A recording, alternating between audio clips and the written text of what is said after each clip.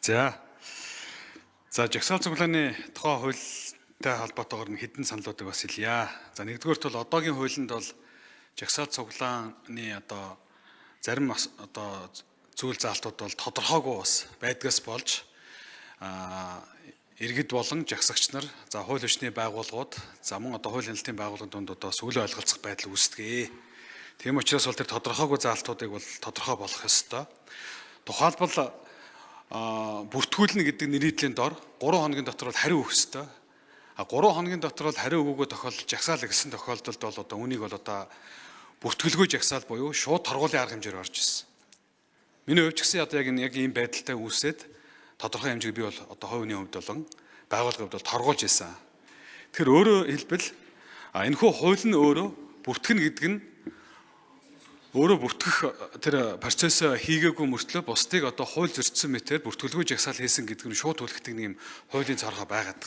Тийм учраас энийг бол тодорхой болгож байгаа нь бол зөвөө. За харин нөгөө талаар бол бүртгэл гэдэг дотор техник хэрэгслийг оруулахгүй байх. За тэгээд тайз тог өгөхгүй байх гэдэг юм уу. Иймэрхүү аж ахуйн гэдэг юм уу. Тийм байдлаар бол хязгаарлалт гаргах хэлбэрүүд бол байгаад. Тийм учраас бол энэ тал дээр нь бол энэ хуулийн дээр бол бас тодорхой тусах зүйл байна. Өөрөөр хэлбэл ийм байдлаар бол жагсаал цуглааныг хязгаарлах ийм зүйлийг бол захиргааны аргаар болон хэсэн богдуулах замаар бол хаах гэдгийг бол хуулийн тодорхой тавихгүй бол энэ бол хамгийн их төвөгтэй байдлаар бол аваачдаг. За энэ бол эргээд төр засаг энэ жагсаал цуглааныг хийхийг эсрэг байгаад байгаа нь хүчээр ингээд боломж олохгүй байна гэдэг ийм буруу мессеж ирдэг учраас энийг бол тодорхой болгох ёстой. За мөн хуулийн дээр бас нэг зүйл байна. Засаж өгсөн. За энэ дээр бол байнгын хорон дээр зарим гишүүд хувийн өмчийн газар жагсаал цуглаан хийхийг хориглоно гэдэг байдлаар оруулах шаардлагатай гэдэг санал өгсөн байл. Хувийн өмч гэдэг дотор тухайн хувийн өмчийн компани аж ахуйн нэгж байгууллага эдгээр зүйл дээр ажилчид ажиллаж байдаг. Тухайлбал тухайн байгууллагын ажилчид тодорхой асуудлаар маргаан гараад жагсаал цуглаан байгууллага дээр хийж болно.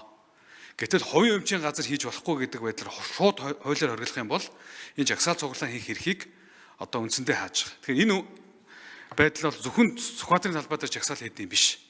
Маш олон газрууд хийдэг. Дээрээс нь төмөр зам, эмнэлэг, нисэх. За тэгээд төрийн тусгай хамгаалалттай газар хөлийн бомб гэдээ оруулаад тавьсан байж байгаа. Энэ тухайн байгууллагуудын хэвийн үйл ажиллагааг алдагдуулах байдлаар жагсаал хийхийг хориглоно гэдэг байдлаар байхаас биш.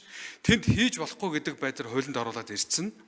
Тэнд бас ажил хөдөлмөр эрхэлж байгаа хүмүүс. Тухайлбал төмөр замчид, эрүүл мэндийн ажилчид, нисхийн ажилчид, хөлийн бомб дээр ажиллаж байгаа жолооч тээвэрчид. За мөн бусад энэ улсын онц юутай гэдэг байж байгаа хүмүүс өмнө говьд байж байгаа тодорхой тээвэр хийж байгаа хүмүүс тэгвэл Сүхбаатарын талбай дээр жагсаал хийх юм уу? Өөрийнхөө ажлын байран дээр ажил олгогч нартайгаа хандаж жагсаал цуглаан хийдэг үе тохиолдол зөндөө байдаг. Тэмүүт энийг нийтлэг утгаар наваач хааж байгаа нь бол буруу байна гэдгийг бол бас үүнд бол анхаараач. Энэ бол олон улсад бол иргэний нисхийн газар хийж л байдаг, төмөр зам дээр хийж л байдаг, автоврын газрууд дээр хийж байдаг, хөлийн бомб тавьд бол хийж л байдаг. Харин гэхдээ хэвийн үйл ажиллагааг нь хаах гэдгийг нь бол тодорхой хэмжээгээр хязгаарласан ийм зохицуултыг хийд юм аа. За мөн дээрэс нь хүний эрх чөлөөг хаах зорилгоор төрийн тусгай хамгаалалт гэдэг байдлаар энэ хориглосон газруудыг өргөжүүлэхгүй байх гэдгийг олон улсын хүний эрхийн факторын ерөнхий зөвлөмжөд дээр бол тусгасан байдаг. Энэ эдгээр газруудыг өргөжүүлэхгүй байгаа. За одоогоор бол манай улсад бол 33 газар байгаа юм байна. Цаашдаа ингээд засгийн газар ч гэдэг юм ингээд хориглоод байх юм бол энэ бол өшөө илүү хямигдах газар руу орох нэ.